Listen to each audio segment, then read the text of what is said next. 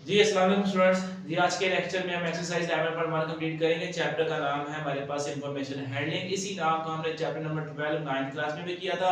वहां पर हमने जो काम किया था वो बेसिक लेवल का स्टार्ट था।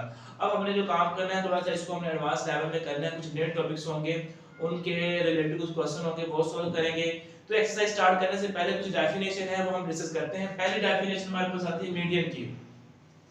The middle value of range data, data set की जो मिडिल वैल्यू होगी उसे बोला जाता है median. It divide data into two equal parts. Median data set को दो पार्ट्स में डिवाइड करता है। उसके बाद हमारे पास जो डेफिनेशन आती है वो है कर्टाइल्स की। Quartiles divide and arrange data into four equal parts. Quartiles data set को फोर पार्ट में डिवाइड करता है। Each part containing 25% of data. हर पार्ट में 25% डाटा होता है। कुछ कर्टाइल्स की टाइप्स हैं, ये आपने याद रखनी है। लोअर कर्टाइल्स इसको Q1 से रिप्रेजेंट करते हैं, इसे फर्स्ट कर्टाइल भी बोलते हैं। ये 25% डाटा कंटेन करता है। इसके बाद हमारे पास आता है सेकंड कर्टाइल्स, इसको Q2 से रिप्रेजेंट करते हैं, इसको मीडियन भी बोलते हैं।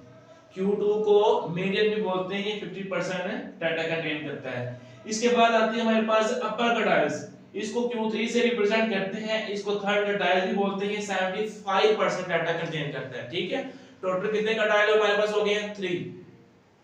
आगे हमारे पास डेफिनेशन है वो है डिसाइल की। ठीक है, कहता है कि it divide data set into 10 equal parts. Decile data set को 10 पार्ट्स में डिवाइड करता है। Each parts containing 10% of data. Decile में जितने भी पार्ट्स होते हैं वो 10% डाटा कंटेन करता है। ठीक है, अब एक एमसीक्यूज के लिए पॉइंट है। There are 9 decile. ठीक है, हमारे पास टोटल कितने डिसाइल होते हैं? 9 होते हैं, D1 से लेके D9 तक। आगे जो डेफिनेशन है वो है परसेंटाइल की। It divide data into 100 equal parts। Percentile में जो डाटा सेट है वो 100 पार्ट्स में डिवाइड होता है। Each part show 1% of data। Her part में 1% डाटा होगा। अब एक पॉइंट एमसीक्यूज के लिए आप याद रखें। There are 99 percentile. हमारे पास कितने टोटल परसेंटाइल होते हैं? 99, P1 से लेके P99। इसके बाद डेफिनेशन है वो है इंटरक्वार्टाइल रेंज की। The difference between upper quartiles and lower quartiles are called inner quartile range।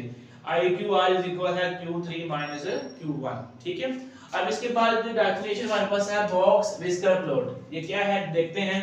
A box whisker plot is a graphically representation of data set of 5 values।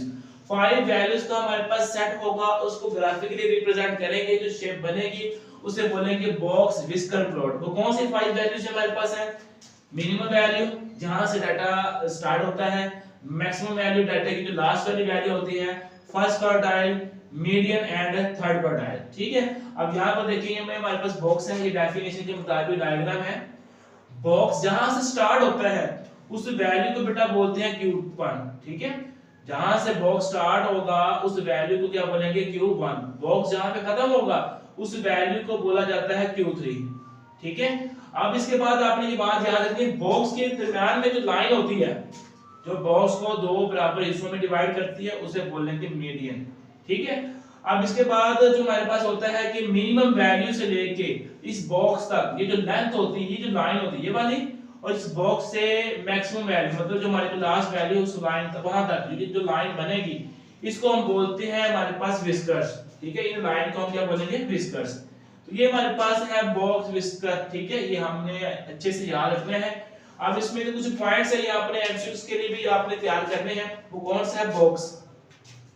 It is show interquartile range. Box क्या show करता है? Interquartile range को show करता है। वो किसके equal होता है? 50% ऑफ डाटा के इक्वल होता है। इसके बाद मीडियन, बॉक्स में ये जो लाइन होती है वो क्या होती है? मीडियन को शो करती है। ये हमारे पास जो लाइन होती है वो लाइन, वो लेंथ बॉक्स से मिनिमम और बॉक्स से मैक्सिमम तक जो लाइन बनती है, lines extending from the box, ठीक है, to the maximum and minimum value, उसको क्या बोलते हैं? विस्कर्स बोलते हैं। तो ये डेफिनेशन है, कुछ पॉइंट्स है आपने डेफिनेशन के लिए और पेपर में और एमसीक्यूज के लिए बेटा आपने तैयार करने हैं।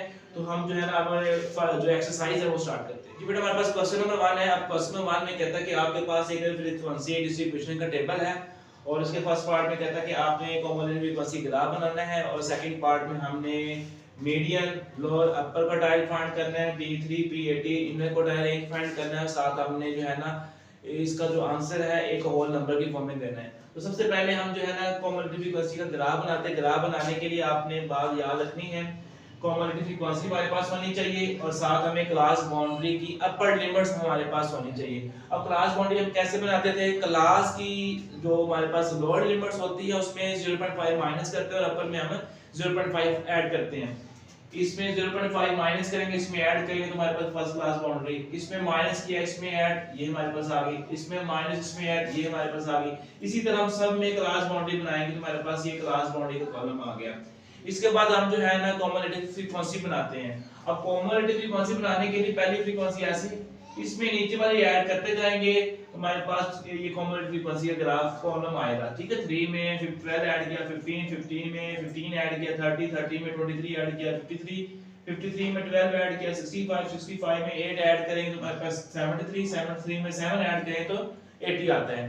तो ये हमने कॉलम बना लिया कॉमोलिटी फ्रीक्वेंसी का और क्लास बाउंड्री का। अब हम ग्राफ बनाते हैं।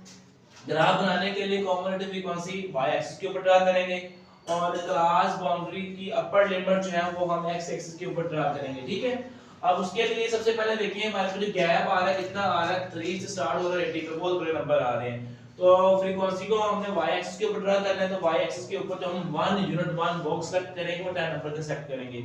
इसके बाद जो क्लास बाउंड्री की अपर लिमिट्स है इनमें जो गैप आ रहा है वो हमारे पास 5 नंबर्स का आ रहा है। तो क्लास बाउंड्री को हमने x एक्सिस के ऊपर ड्रा करना है तो x एक्सिस के ऊपर 1 जो गैप होगा 1 यूनिट जो होगा वो हमारे पास 5 नंबर्स का होगा। अब इनका हमने जो है ना स्केल सेट करने के बाद जो है ना हमने ग्राफ बनाना है। तो पहली जो अपर क्लास बाउंड्री लिमिट आ रही है वो 48.5 को हमने 3 के साथ मिलाना है। ये 48.5 है, ठीक है, 48.5 को हमने 3 के साथ मिलाना है तो 48.5 को हमने ऊपर लेके आना है 3 के सामने। ये 0 10 का जो हाफ होगा वो हमारे पास 5 आएगा, 5 से थोड़ा सा नीचे हमारे पास ये 0.3 होगा तो इसको हमने यहाँ पर मिला दिया तो ये हमारे पास पहला पॉइंट आ गया। उसके बाद हमने 53.5 को 15 के साथ मिलाना है। ये हमारे पास 53.5 है, 15 के साथ मिलाएंगे 10 और 20 का जो हाफ होगा ये हमारे पास होगा 15 से आगे हम आगे मूव करें तो ये हमारे पास ये पॉइंट हमारे पास आएगा 53.5 से 15 तक। तो सेकंड पॉइंट बन गया। अब इसके बाद हमने क्या करना है 58.5 को 30 के साथ मिलाना है। 58.5 ये 58.5 है। अब इसको हमने किसके साथ मिलाना है 30 के साथ, ये हमारे पास 30 है। अब 30 को हम लेके जाएंगे बिल्कुल 58.5 के सामने। ठीक है, ये हुआ हमारे पास ये, ठीक है, यहाँ से ये फिर यहाँ से हमने ये शो करना तो हमारे पास ये पॉइंट मिल गया। ठीक है, इसके बाद हमारे पास जो है अपर क्लास बाउंड्री हमारे पास आती है 63.5 को हमने 53 के साथ मिलाना है। ठीक है, 63 ये हमारे पास आ गया 63, इसको हमने 53 के साथ मिलाना है। ये देखिए 50 है, 50 से ऊपर थोड़ा सा ये हमारे पास आएगा 53, इसको हमने मिला दिया आगे बढ़ा दिया। ठीक है, उसके नीचे लेके आए ये हमारे पास आया 63 तो ये हमारे पास आगे ये पॉइंट आ गया। आगे हमारे पास है 68 को हमने 65 के साथ मिलाना है। ये हमारे पास 68 है, ठीक है, इसको हमने मिलाना है 65 के साथ। 60 और 70 का जो हाफ होगा 65 होगा। ठीक है, ये हमारे पास 65 है तो इसको हमने डॉटेड लाइन के साथ आगे बढ़ा के यहाँ तक लेके आए 68 के बिल्कुल सामने। ठीक है, तो ये हमारे पास है 68.5 को हमने 65 के साथ ज्वाइन किया है। इसके बाद हमारे पास है 73.5 को 73 के साथ ही मिलाना है। तो 73.5 को हम ऊपर लेके गए बिल्कुल 73 के सामने। ठीक है, उसके बाद हमारे पास जो लास्ट पॉइंट है 78.5 को 80 के साथ मिलाना है। तो 78.5 को हम ऊपर लेके गए बिल्कुल 80 के सामने। तो ये हमारे पास ये पॉइंट बन गया। ठीक है, फिर हमने क्या करना है पहली जो लोअर लिमिट होगी वो भी आपने शो करनी होगी। ठीक है, क्लास बाउंड्री में जो लोअर लिमिट होगी वो भी आपने शो करनी है। इसके बाद आपने इसको इसके साथ मिलाना, सब पार्ट्स को आपने मिला देना है। तो ये हमारे पास क्या बनेगा क्लास कॉमोलिटी फ्रीक्वेंसी का ग्राफ बन जाएगा। ठीक है, ये हमारे पास है फर्स्ट पार्ट। अब इसी ग्राफ में हमने करना क्या है, इसी ग्राफ को हमने जो है ना इसकी मदद से हमने जो है ना मीडियन Q1 Q3 और D3 P80 फाइंड करना है। तो मीडियन के लिए हम क्या करते हैं, मीडियन फाइंड करने के लिए हम क्या करेंगे टोटल फ्रीक्वेंसी को 2 पर डिवाइड कर देंगे। तो हमने डिवाइड किया हमारे पास आ गया 40। अब इस 40 को हम लोकेट करेंगे ऑन y एक्सिस के ऊपर कि ग्राफ को किस पॉइंट पे कट करता है। तो यहाँ पर देखिए ये 40 है, 40 को हम आगे लेके गए बिल्कुल ग्राफ के सामने, जहां पर उसने ग्राफ कट किया उस ग्राफ पॉइंट से हमने नीचे परपेंडिकुलर ड्रा कर दिया। जब हम इसको नीचे लेके आएंगे तो ये जो हमारे पास आता है 40 ये आएगा 58.5 और 63.5 के बिल्कुल दरमियान में। तो हमारे पास जो 40 है, हमारे पास 40 लोकेट करेगा किसके ऊपर है, y एक्सिस के ऊपर, तो कहां लाई करेगा 58.5 और 63.5 के दरमियान। ठीक है, ये इनके दरमियान में आ रहा है। यहाँ पर देखिए ये हमारे पास दोनों के दरमियान में आएगा, मतलब ये इसका मिड पॉइंट है। हमारे पास x बार x जो मीडियन होता है, हमारे पास दोनों को प्लस करके 2 पर डिवाइड करेंगे तो हमारे पास जो मीडियन है वो क्या आएगा 61। ठीक है, अब इसके बाद हमने लोअर क्वार्टाइल फाइंड करना है, मतलब Q1 फाइंड करना है। उसके लिए हम क्या करेंगे, टोटल फ्रीक्वेंसी को 4 पर डिवाइड करेंगे, क्योंकि क्वार्टाइल हमारे पास क्या होता है 4 पार्ट में डिवाइड करते हैं, तो हमने इसको 4 पर डिवाइड किया। डिवाइड करने के बाद हमारे पास आया 20। अब इस 20 को हमने y एक्सिस के ऊपर लोकेट करना। देखेंगे y एक्सिस के ऊपर जो आएगा वो किस पॉइंट पे ग्राफ कट करेगा, ये हमने यहाँ लोकेट किया। अब 20 जो है ना आगे अलोंग जो x एक्सिस के ऊपर इस ग्राफ को किस पॉइंट पे कट करेगा, ये इस पॉइंट पे कट कर रहा है। जहां पे ग्राफ को कट करेगा उसके नीचे हमने क्या कर देना है, परपेंडिकुलर शो करना है। ठीक है, ड्रा करना है कि देखेंगे जो x एक्सिस को कहां पे कट करेगा। ये जो 20 है वो x एक्सिस को 53.5 और 56। अब 56 क्या है, 56 53.5 और 58.5 का मिड पॉइंट है। अब यहाँ पे देखेंगे हमारे पास जो है ना 20 lie in 53.5 एंड 58.5 इस इंटरवल में आ रहा है। ठीक है, फिर उसके बाद क्या कह रहा है कि Q1 जो है ना मिड पॉइंट है, किसका मिड पॉइंट है ऑफ 53.5 एंड 56। ये जो हमारे पास है ना, ये जो पॉइंट है, ये जो पॉइंट है इन दोनों का मिड पॉइंट है। फिर ये जो पॉइंट हमारे पास आ रहा है ये जो है Q1 मिड पॉइंट और इसका 53.5 का भी मिड पॉइंट है। तो हमारे पास क्या होगा, इन दोनों को प्लस करके 2 पर डिवाइड करेंगे तो हमारे पास Q1 आएगा 54.75। इसको राउंड ऑफ करके हमारे पास Q1 क्या आएगा 55। इसके बाद हमने कैप जो है ना Q3 फाइंड करना है, अपर क्वार्टाइल फाइंड करना है। तो उसके लिए क्या करेंगे, n को 3 के साथ मल्टीप्लाई करके 4 पे डिवाइड करेंगे तो हमारे पास आंसर क्या आ गया 60। अब 60 को हम y एक्सिस के ऊपर लोकेट करेंगे और चेक करेंगे किस पॉइंट पर ग्राफ को कट करते हैं, उससे हम जो है ना x एक्सिस के ऊपर लाइन शो करेंगे। तो यहाँ पर देखिए 60 है, 60 यहाँ पे है। तो इसने क्या किया, आगे हम टोटल लाइन के साथ हमने शो किया इस पॉइंट पे कट कर रहा है। इससे बिल्कुल नीचे हमने शो चेक करना है कि ये जो है ना x एक्सिस को कहां पे कट करेगा, x एक्सिस को यहां पे कट कर रहा है। तो ये हमारे पास 63.5 और 68.5 का मिड पॉइंट आ रहा है। जो Q3 है वो लाई करेगा बिटवीन 63.5 एंड 68.5, दोनों के दरमियान में है, दोनों के दरमियान में है। तो इसका मतलब है दोनों का मिड पॉइंट लेंगे, दोनों को प्लस करके 2 पर डिवाइड करेंगे तो हमारे पास Q3 क्या आ गया 66। अब इसके बाद वो कहता है कि आपने D3 फाइंड करना है। अब D3 मतलब डिसाइल आ गया, तो हम क्या करेंगे n को 3 के साथ मल्टीप्लाई करके 10 पर डिवाइड करेंगे तो हमारे पास क्या आएगा 24 आएगा। ठीक है, अब हमने 24 को चेक करना है along y axis. y axis के ऊपर लोकेट करेंगे और चेक करेंगे किस पॉइंट पे ये ग्राफ कट करता है। ये हमारे पास देखिए 20 है, 20 और 30 का जो हाफ होगा वो आएगा 25 थोड़ा सा नीचे ये पॉइंट, ये 24 है। 24 को हमने आगे बढ़ाया और चेक किया ग्राफ को इस पॉइंट पे कट कर रहा है, जहां पे कट करेगा उससे नीचे हमने लाइन शो करनी है। ठीक है, अब लाइन शो करने के बाद देखिए हमारे पास ये जो पॉइंट आ रहा है 56 और 58.5 का मिड पॉइंट है। तो इसका मतलब है 24 हमारे पास जो आ रहा है ना वो मिड पॉइंट है किसका 56 एंड 58.5 का। इन दोनों को प्लस करके 2 पे डिवाइड किया तो हमारे पास D3 57 आ गया। ठीक है, अब इसके बाद हमें जो काम करना है P80 फाइंड करना है, मतलब हमने n को 80 के साथ मल्टीप्लाई करके 100 के साथ डिवाइड करना है। डिवाइड किया तो हमारे पास आया 64। अब हमने ग्राफ में चेक करना है कि 64 कहां पे है, ये 60 है और ये 70 है, दोनों का जो हाफ होगा 65, इससे थोड़ा सा नीचे ही हमारे पास आ गया 64। अब 64 को हमने बढ़ाना है टोटल लाइन के साथ। देखिए कि ग्राफ को किस पॉइंट पे कट कर रहा है, यहां पे कट कर रहा है, जहां पे कट कर रहा है इससे नीचे हमने लाइन शो कर दी। ये लाइन शो की तो हमारे पास यहां पे शो हो रहा है 64, यहां पे कट कर रहा है x एक्सिस को। तो यहां पर देखिए ये हमारे पास है 68, ये हमारे पास 73। इन दोनों का जो हाफ है मिड पॉइंट, यहां पर जो हमारे पास मिड पॉइंट आएगा वो आएगा 71। तो यहाँ ये हमारे पास क्या है 71। तो हमारे पास जो है 71 और 68.5 का भी हाफ है, ये हमारे पास जो 64 एक्सिस के ऊपर आ रहा है वो कहाँ पे आ रहा है 71 और 68.5 का मिड पॉइंट। तो यहाँ लिखेंगे 64 जो है उसको लोकेट करेंगे और वाई एक्सिस के ऊपर, ये लाई करेगा बिटवीन मिड पॉइंट 71 एंड 68.5। इन दोनों को प्लस करके 2 पे डिवाइड करेंगे, हमारे पास P80 क्या आएगा राउंड ऑफ करके 70। ठीक है, ये हमारे पास P80 आ गया। अब इसके बाद उसने लास्ट पार्ट में पूछा है कि आप इसका इनर क्वार्टाइल रेंज भी फाइंड करें। तो मैं हमने डेफिनेशन में इसका फार्मूला पढ़ा था इनर क्वार्टाइल रेंज का, Q3 माइनस Q1। Q3 हमारे पास क्या आया है 66 और Q1 हमारे पास आया 55। दोनों को माइनस किया तो हमारे पास इनर क्वार्टाइल रेंज हमारे पास 11 आ गया। तो ये हमारे पास क्वेश्चन नंबर 1 है 11.1 एक्सरसाइज का लॉन्ग क्वेश्चन है, इंपॉर्टेंट क्वेश्चन है। तो इसको आपने अच्छे से करना है, कोई भी इशू हो तो आपने लाजमी बता देना है। ये बेटा हमारे पास क्वेश्चन नंबर 2 है। अब क्वेश्चन नंबर 2 में बिल्कुल हमने वही मेथड यूज करना है, हमें टेबल दिया होगा, हमने जो है ना कॉमन फ्रीक्वेंसी ग्राफ बनाना है और साथ हमने मीडियन फाइंड करना है, ग्राफिकली अपर लोअर का डायल फाइंड करना है, D6 फाइंड करना है, P80 फाइंड करना है, इनर को डायरेक्ट फाइंड करना है ग्राफिकली।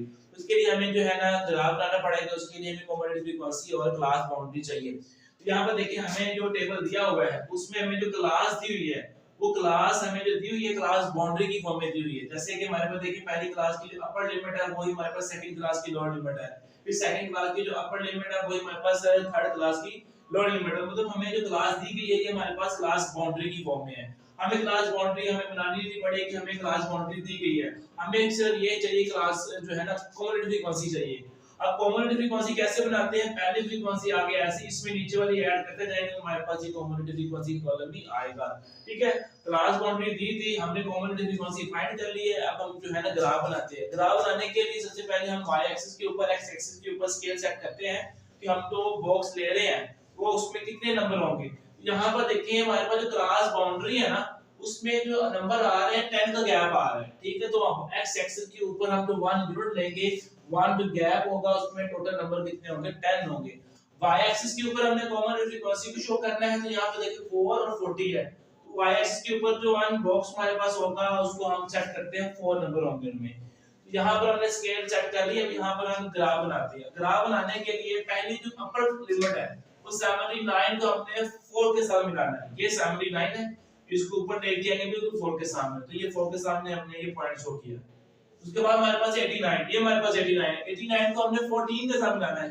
ये देखिए हमारे पास क्या आएगा, ये 12 है, ये 16 है, इसका हाफ 14 होगा। 14 भी यहां से इसको आगे लेके गए तो यहां पर ये 89 के साथ हमारा ये पॉइंट शो होगा। इसके बाद हमारे पास 99 को हमने 27 के साथ मिलाना है। ये हमारे पास 99 है, इसको 27 के साथ मिलाएंगे। ठीक है, 27 के थोड़ा सा नीचे यहां से यहां आगे मूव करेंगे। ठीक है, और 99 से हम ऊपर की तरफ मूव करें तो हमें ये पॉइंट शो होगा। ठीक है, अब इसके बाद हमारे पास जो है 109 है, ये 109 है, इसको हम ऊपर लेके आएंगे कि किसके सामने 35 के सामने। 35 कहां पे, यहां पे है, 36 के बिल्कुल नीचे, 36 के बिल्कुल नीचे यहां पर लाइन शो करेंगे तो ये हमारे पॉइंट शो हो जाएगा। ठीक है, इसके बाद हमारे पास है 119, ये हमारे पास है 119 है, इसको हमने मिलाना है 14 के साथ, 40 के साथ। तो इसको बेटा यहां से इस ऊपर बढ़ाएंगे लाइन को, यहां से 40 वाली को आगे बढ़ाएंगे तो यहां पर दोनों कट करेंगे तो हमें ये पॉइंट मिलेगा। तो फिर हम क्या करेंगे, जितने भी हमें पॉइंट शो हुए हैं इनको हमने मिला देना है। ये जो ब्लू लाइन है भैया हमारे पास है, ये हमारे पास कॉम्युलेटिव फ्रीक्वेंसी का ग्राफ है। ठीक है, अब इसके बाद हमें क्या करना है, ग्राफिकली मीडियन फाइंड करना है। तो मीडियन फाइंड करने का जो रूल है वो n/2 है। ठीक है, टोटल फ्रीक्वेंसी 40, 40 को डिवाइड के 20 है। 20 को बेटा हमने लोकेट करना y एक्सिस के ऊपर, ये हमारे पास 20 है। 20 को हम यहां पर जो है ना टोटल लाइन के साथ आगे बढ़ा के देखेंगे ग्राफ इस पॉइंट पर कट करती है, जहां पे कटिंग हो रही है, जहां पे कटिंग होती है बिल्कुल वहां से नीचे की तरफ हमने x एक्सिस के ऊपर लाइन ड्रा करनी है। यहां पे देखिए हमने नीचे ड्रा की हुई है, हमारे पास 89 और 99 के बिल्कुल दरमियान में आ रहा है। तो 89 और 99 का जो मिड पॉइंट है वो हमारा क्या होगा, इस डाटे का मिड पॉइंट। तो हमने क्या यहाँ पे लिखना है कि 20 लाई करेगा कौन से इंटरवल में, 89 और 99। ठीक है, उसके बाद ये हमें नजर आ रहा है कि इसका मिड पॉइंट है। तो इस मिड पॉइंट तो हमने इनको जो है ना प्लस करके ऊपर डिवाइड करेंगे तो हमारा इस डाटे का जो मिड पॉइंट वो क्या है 94। अब इसके बाद हमने लॉग क्वार्टाइल फाइंड करना है, मतलब जो 1 फाइंड करना है तो 4 पर डिवाइड करना पड़ेगा।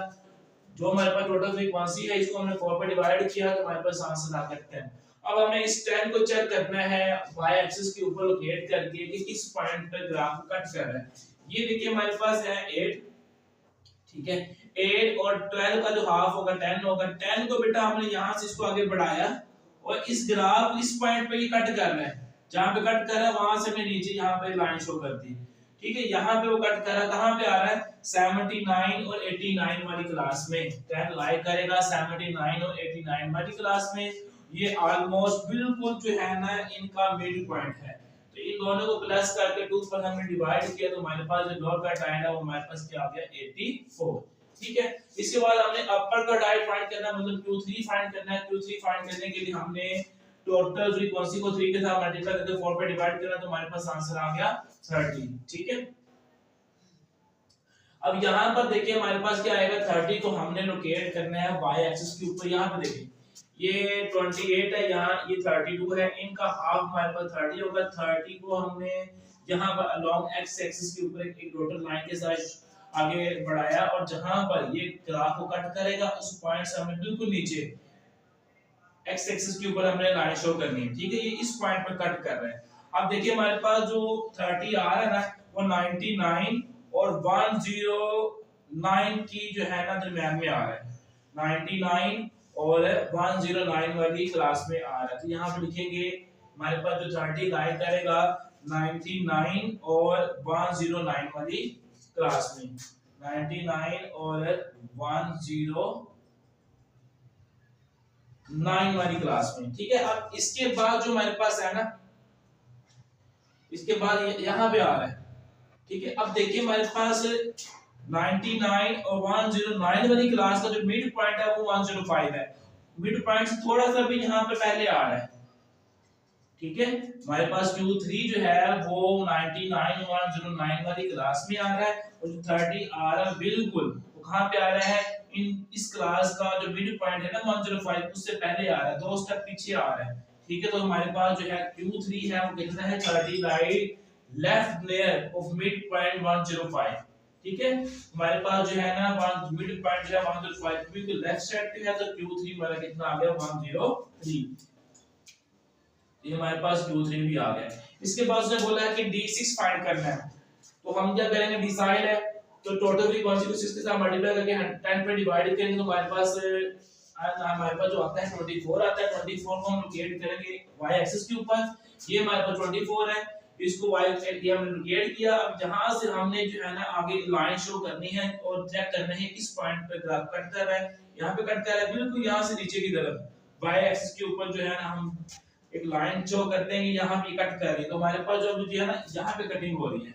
अब देखेंगे हमारे पास जो है 24 किस क्लास में आ रही है। 24 हमारी क्लास में आ रही है 89 और 99। ठीक है, 24 बिटवीन 89 एंड 99। ठीक है, अब यहाँ पर देखें इस क्लास का जो मिड पॉइंट है इस क्लास का देखिए बिल्कुल 99 के बिल्कुल पास, 2 स्टेप पीछे आ गए। ठीक है, ये हमारे पास 84 है, ये बिल्कुल हमारे पास जो है 89 और 99 वाली क्लास में तो आ रहा है लेकिन 99 के बिल्कुल पास है। 24 लाई बिटवीन 89 एंड 99। 24 लाई करेगा लेफ्ट नियर ऑफ 99 तो हमारे पास जो D6 है वो कितना आएगा 97। जो D6 हमारे पास है वो 97 आ गया। ठीक है, अब इसके बाद हमारे पास पॉइंट जो फाइंड करना है वो है P80। n को आपने 80 के साथ मल्टीप्लाई करके 100 पे डिवाइड करना तो हमारे पास आएगा 32। अब 32 को हमने लोकेट करना है y एक्सिस के ऊपर, वो यहाँ पे है।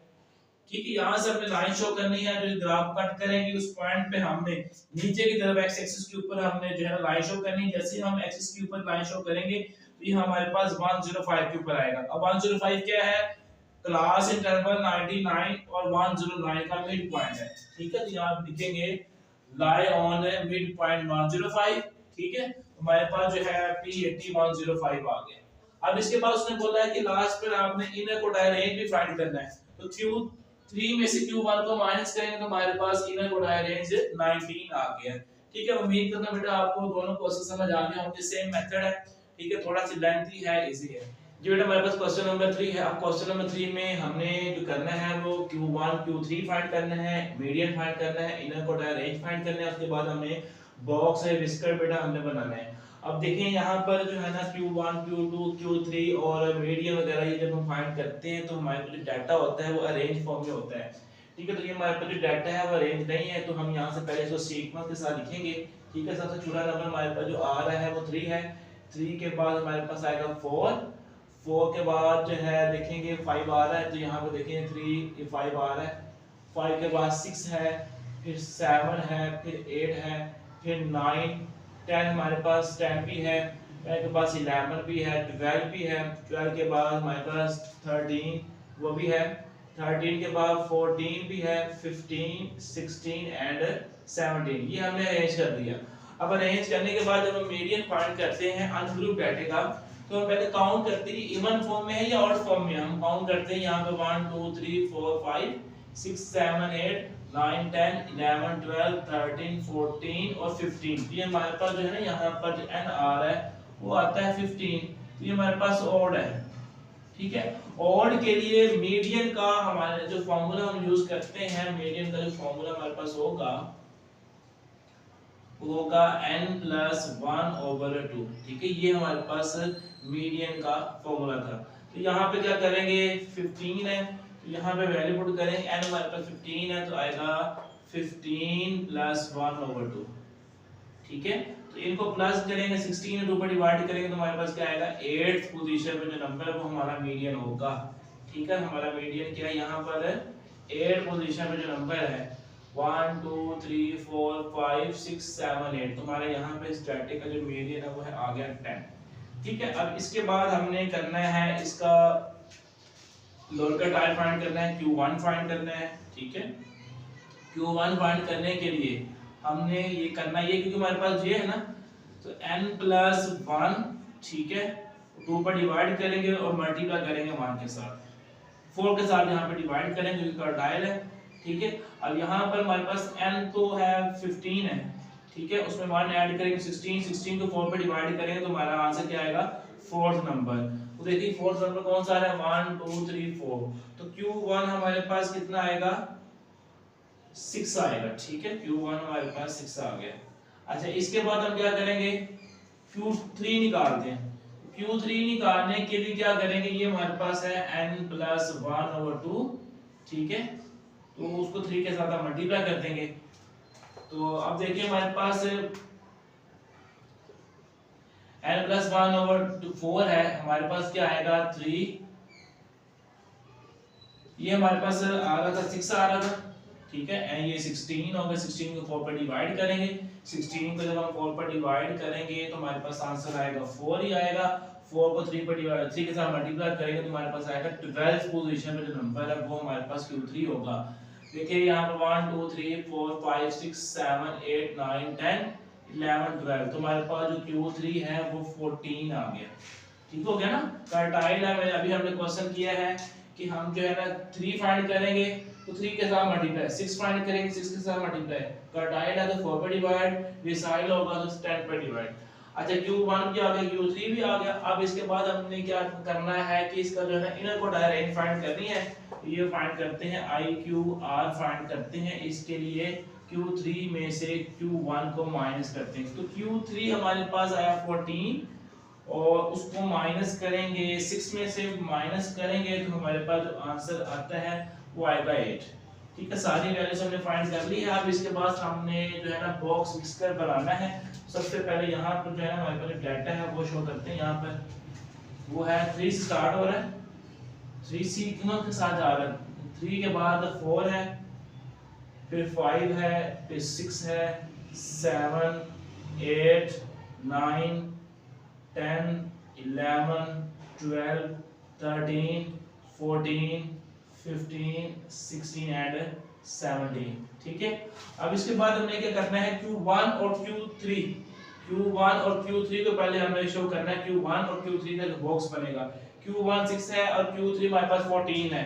Q1 हमारे पास 6 है, ये 6 है, इससे ऊपर यहाँ पर बॉक्स बनेगा और 14 तक इनको मिलाते हैं।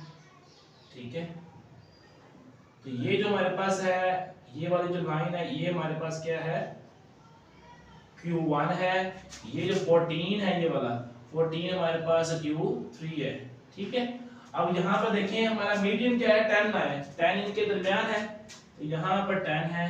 ठीक है, दरमियान है, ये जो हमारे पास मीडियन आ गए यहाँ पर मीडियन। अच्छा, इसके बाद हम क्या करते हैं, मिनिमम और मैक्सिमम वैल्यू तक हम जो है ना विस्कर लाइन ड्रा करते हैं। ये मिनिमम वैल्यू है यहाँ पर, तो यहाँ पर ये विस्कर लाइन होगी और मैक्सिमम वैल्यू हमारे पास 17 है, तो यहाँ पर इसको इस पॉइंट के साथ मिला दिया।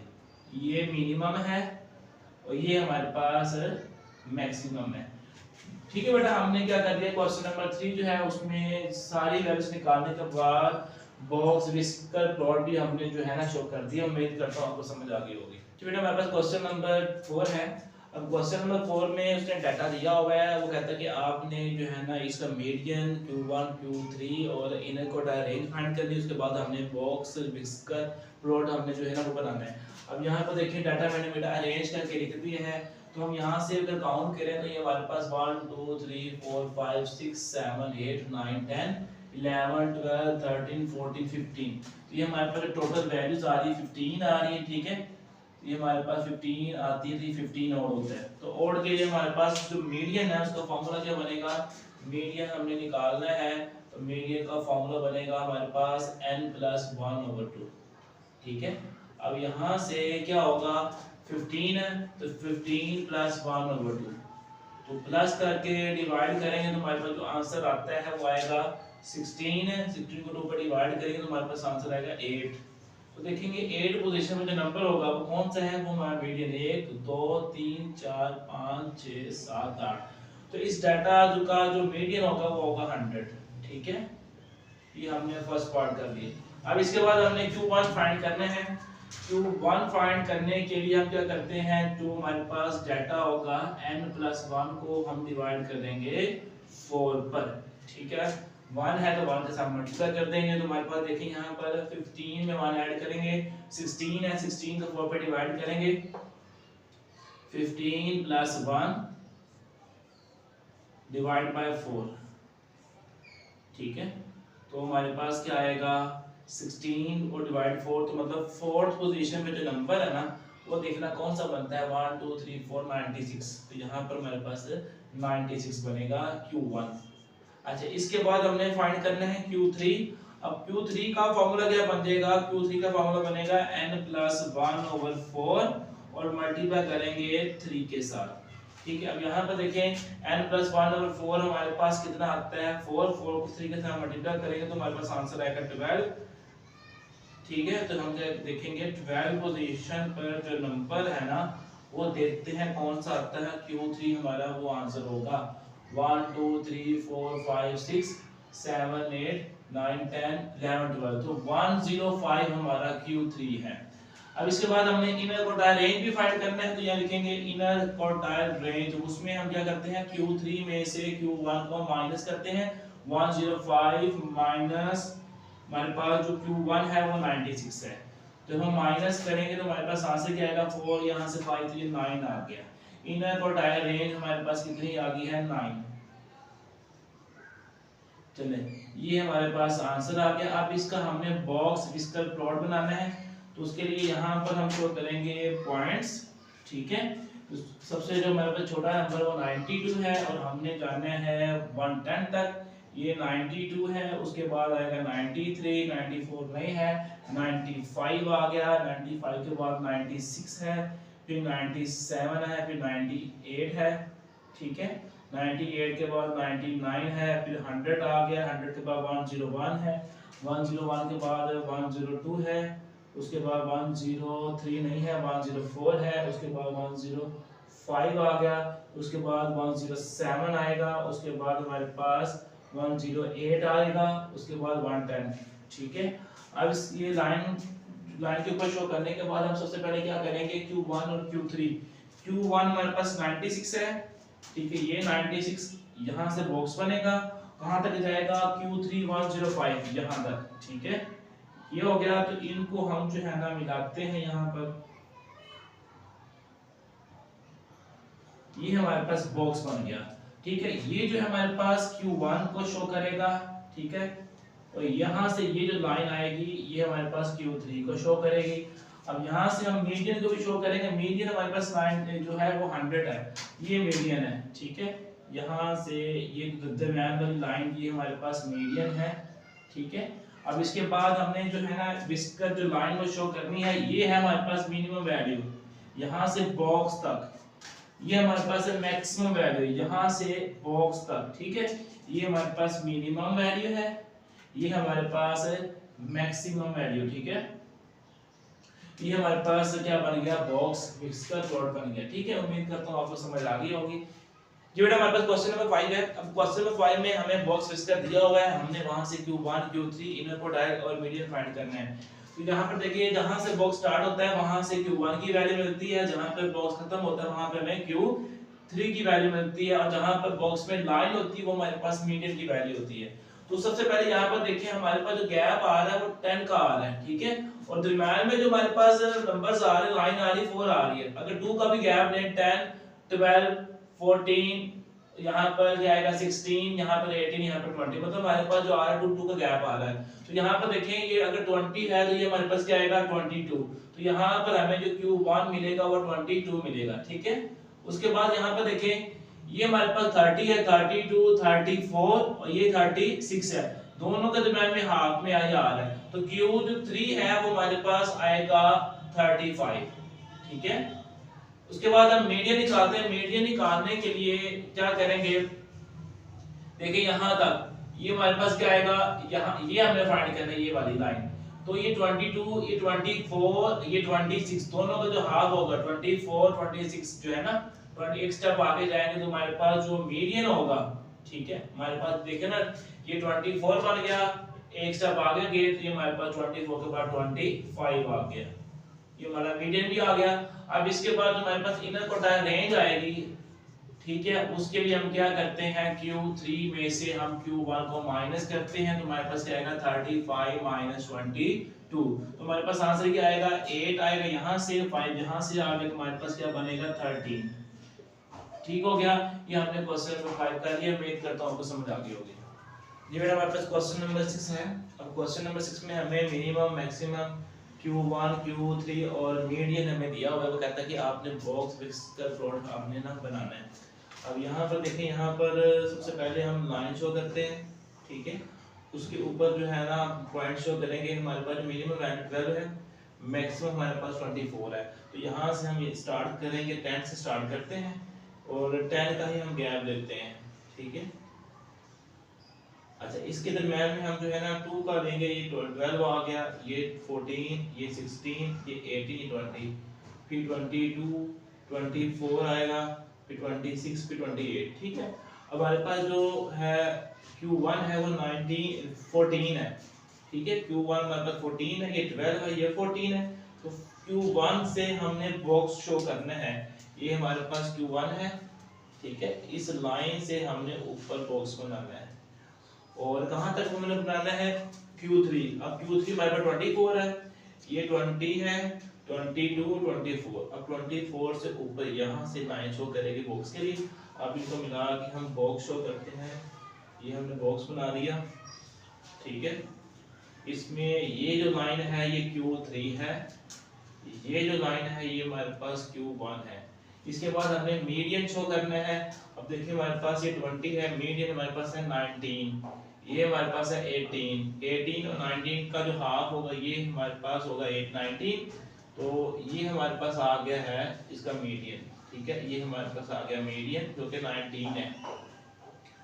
इसके बाद है मिनिमम वैल्यू, हमारे पास वो 12 है, वो यहाँ पे आ गई, ये मिनिमम वैल्यू यहाँ पे आ गई। इसके बाद मैक्सिमम वैल्यू 24 है, ये हमारे पास 20 हमारे पास 6 है, ठीक है। ये 30 38 ये हमारे पास आएगी 26। तो ये हमारे पास डाटा है, उसके मुताबिक हमने बॉक्स फिक्स कर जो है ना बना लिया है, ठीक है। उम्मीद करता हूँ आपको समझ आ गई होगी। ये बेटा हमारे पास क्वेश्चन नंबर 7 है। क्वेश्चन नंबर 7 के स्टेटमेंट में कह रहा है कि कंस्ट्रक्ट करें अ scatter diagram and draw a line of best fit for the following quiz. हमें 2 क्विज दिए गए हैं, ठीक है।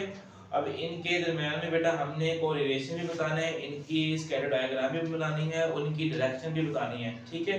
अब पेज नंबर 183 है आपका बुक के ऊपर। तो वहां पर आपको स्कैटर डायग्राम की डेफिनेशन मिलेगी। उसकी डेफिनेशन में कहता है कि ये हमारे पास एक ग्राफिकल टूल है, ठीक है। ग्राफ की फॉर्म में ये दो वेरिएबल के दरमियान में रिलेशन को शो करता है, और जो लाइन ऑफ बेस्ट फिट है वो हमारे पास डाटा की डायरेक्शन को शो करेगा।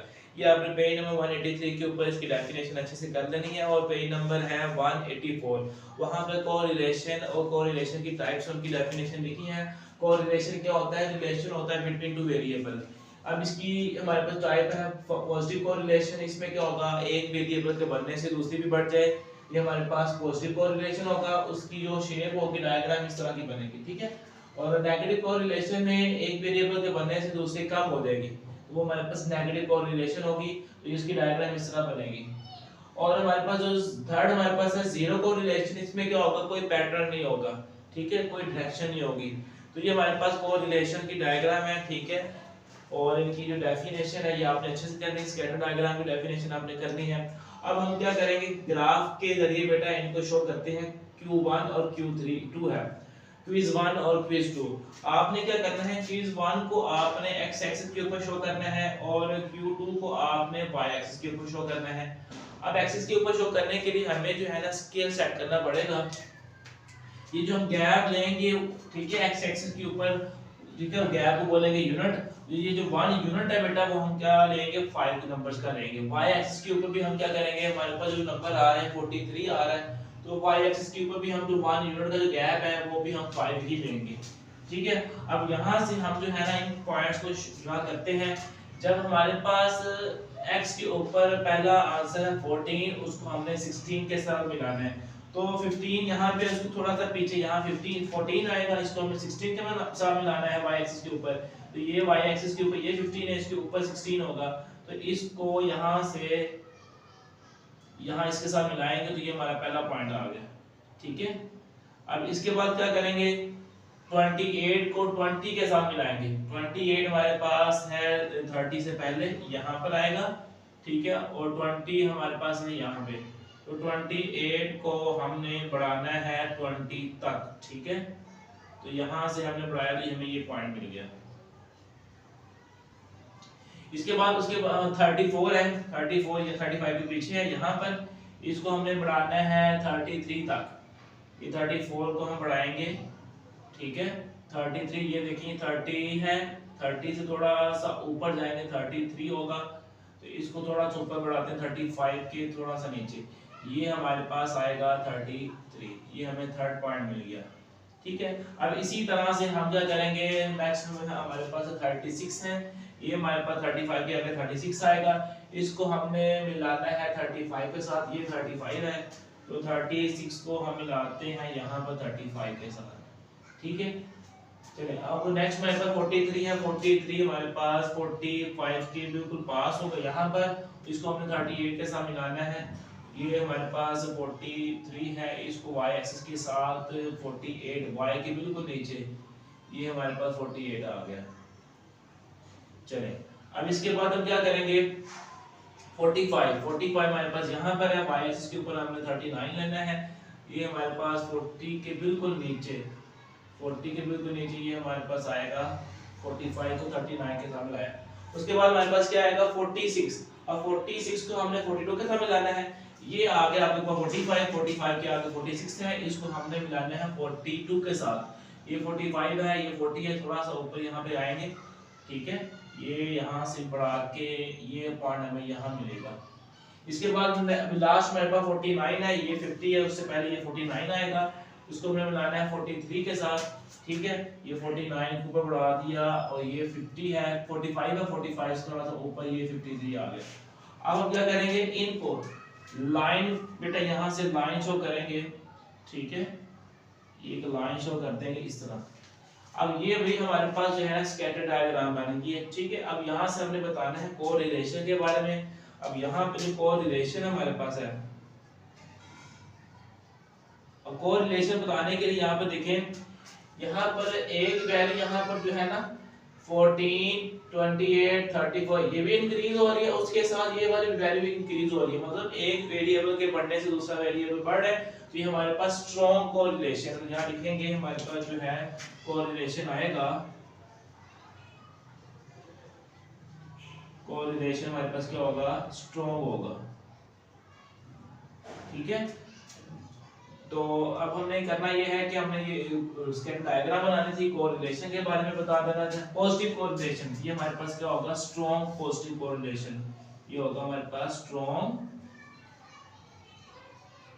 पॉजिटिव कोरिलेशन होगा। ठीक है, दोनों वैल्यू बढ़ रही हैं तो इसका मतलब ये हमारे पास पॉजिटिव कोरिलेशन हो गया। तो मैं कहता हूं बेटा आपको क्वेश्चन नंबर 7 समझ आ गया। अच्छा बेटा हमारे पास क्वेश्चन नंबर 8 है। अब क्वेश्चन नंबर 8 में हमें T1 T2 दिया हुआ है, दो टेस्ट दिए हैं। ठीक है, और हमें 3 क्वेश्चन हमने सॉल्व करने हैं। फर्स्ट पार्ट में कहता है कि आपने स्कैटर डायग्राम बनाना है और साथ आपने लाइन ऑफ बेस्ट फिट आपने ड्रा करनी है। सेकंड पार्ट में कहता है कि आपने कोरिलेशन के बारे में बताना है। थर्ड पार्ट में कहता है कि आपने बताना है कि अब्दुल्ला अगर सेकंड टेस्ट में अगर वो 60 जो है ना वो स्कोर करे तो बताएं कि फर्स्ट टेस्ट में क्या नंबर देगा। तो इसके लिए बेटा हम क्या करेंगे, सबसे पहले स्कैटर डायग्राम बनाएंगे। ठीक है, T1 को हम x एक्सिस के ऊपर लेंगे, T2 को हम जो है ना y एक्सिस के ऊपर लेंगे। ठीक है, अब T1 में भी हमारे पास मिनिमम वैल्यू 20 आ रही है, मैक्सिमम वही हमारे पास 150 आ रही है। ठीक है, तो अलोंग x एक्सिस भी हमारा जो 1 यूनिट होगा उसमें 10 नंबर होंगे। ठीक है, अब इसी तरह y एक्सिस के ऊपर हमें T2 को शो करना है, तो भी हमारे पास मिनिमम वैल्यू 44 है, मैक्सिमम हमारे पास 160 है। तो यहाँ से भी हम क्या करेंगे, y एक्सिस के ऊपर जो हम 1 यूनिट सेट करेंगे उसमें 20 नंबर होंगे। ठीक है, अब करेंगे कि क्या हम सबसे पहले हम स्कैटर डायग्राम बनाते हैं।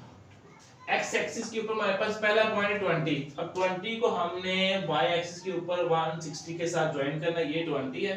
20 के कॉरेस्पॉन्ड्स भी हमारे पास जो पॉइंट आ रहा है वो 160 है, तो ये हमारा पॉइंट है। ठीक है, फिर x एक्सिस के ऊपर हमारे पास 38 है, उसके कॉरेस्पॉन्ड्स भी हमारे पास आ रहा है 142। 38 हमारे पास देखिए ये 40 है, 40 के बिल्कुल पीछे 40 38 आएगा।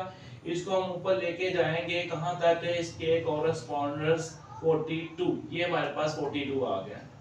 ठीक है, नेक्स्ट भी हमारे पास 70 है, 70 ये हमारे पास है। अब 70 के सामने आएगा 130, ये 70 को ऊपर लेके जाएंगे 130 के पास। ठीक है, अब देखिए कहां जाएगा हमारे पास 120 और 140 के बिल्कुल दरमियान में, ये हमारे पास पॉइंट आ गया 70 का।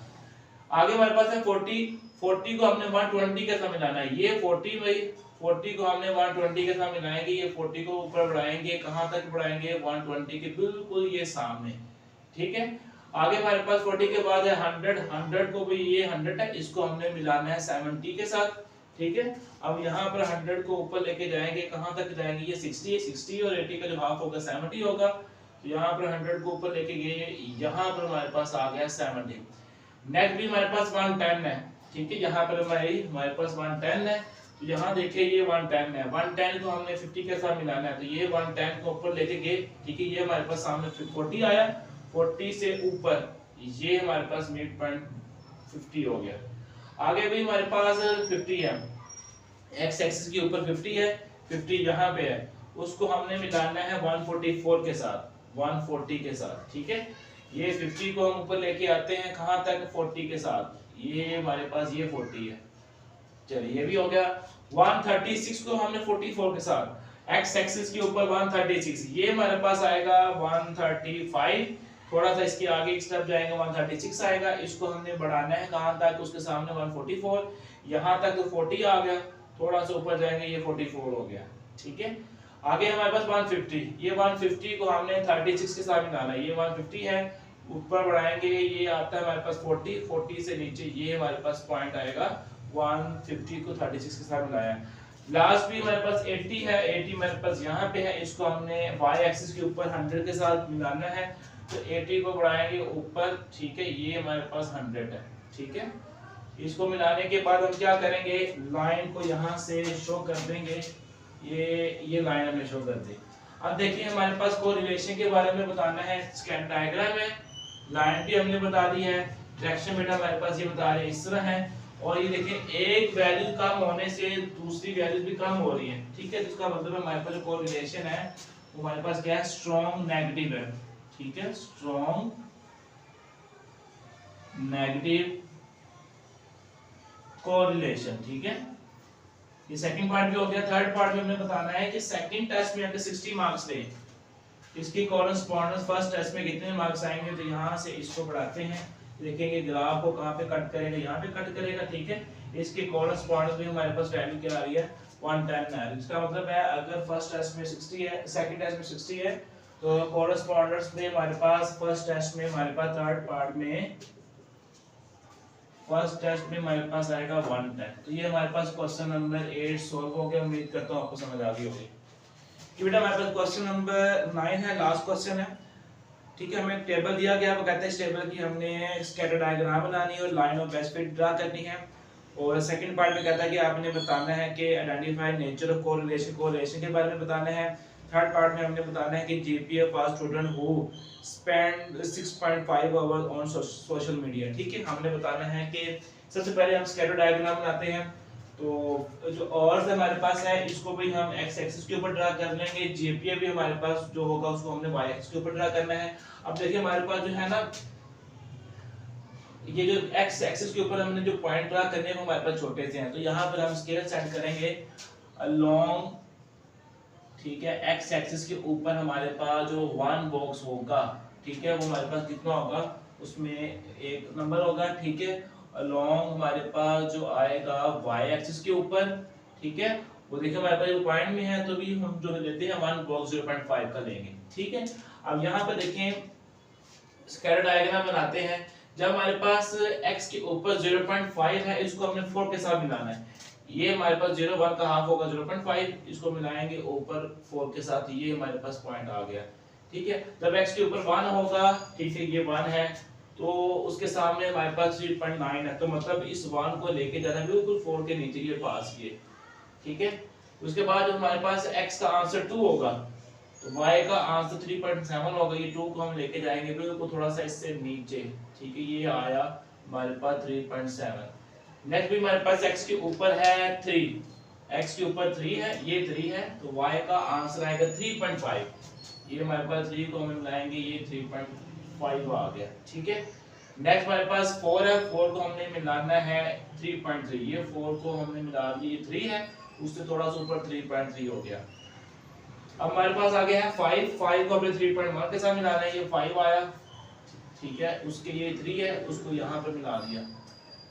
6 है भाई, 6 को हमने 2.9 के साथ मिलाना है, 3 के बिल्कुल नीचे। आगे हमारे पास 7 है, 7 को 2.8 के साथ हमने मिलाना है, ये 7 है, 7 को 2.8 के साथ मिलाना है, ये 7 आया, इसको उठाते हैं यहाँ पर, यहाँ तक तो 3 हो गया ना, उससे नीचे 8 आएगा। उसके बाद हमारे पास 8 है, 8 को हमने 2.6 के साथ मिलाना है, ये 8 है, ये हमारे पास 2.5 है, इससे थोड़ा सा ऊपर जाएंगे। ठीक है, ये हमारे पास 25 आया, इस थोड़ा सा ऊपर एक स्टेप। इसके बाद हमारे पास x का आंसर 9 है और उसके कॉरेस्पॉन्डेंट हमारे पास 2.9 है, इसको मिलाएंगे ऊपर, ये हमारे पास 2.9। ठीक है, अब यहाँ पर एक लाइन शो करेंगे।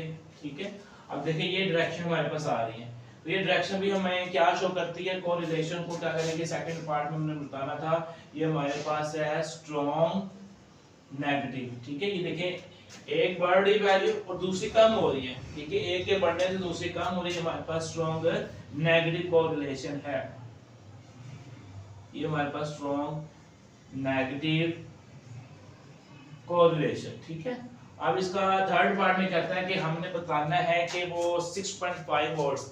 ठीक है, 6.5 वही हमारे पास कहाँ आ रहा है, 6 और 7 के बिटवीन आ रहा है। ठीक है, 6 और 7 का बिटवीन है, इनकी जो वैल्यूज है, ठीक है, वो हम निकाल लेते हैं। थर्ड पार्ट में हमने बताना है कि 6.5 और उसमें भी उसके पास कितना जीपी आएगा, तो भाई हम क्या करेंगे, इनकी एवरेज निकालेंगे। 2.9 प्लस 2.8 और 2 पर डिवाइड कर देंगे, तो हमारे पास जो आंसर आएगा, देखेंगे भाई हमारे पास क्या आंसर आता है, क्योंकि 6.5 बताया ना, 6.5 6 7 के दरमियान में आएगा, 6 और 2.9 और 2.8 के दरमियान में आएगा, तो इनकी एवरेज निकालेंगे 2.9 प्लस 2.8 और 2 पर डिवाइड कर देंगे, तो हमारे पास जो आंसर आता है वो आएगा 2.85, या इसको राउंड ऑफ करेंगे 2.9 बन जाएगा। ठीक है, तो ये भी हमारे पास क्वेश्चन नंबर, तो हमारे पास लास्ट क्वेश्चन था, साथ में हमारी एक्सरसाइज भी कंप्लीट होगी। उम्मीद करता हूँ आपको समझ आ गई होगी।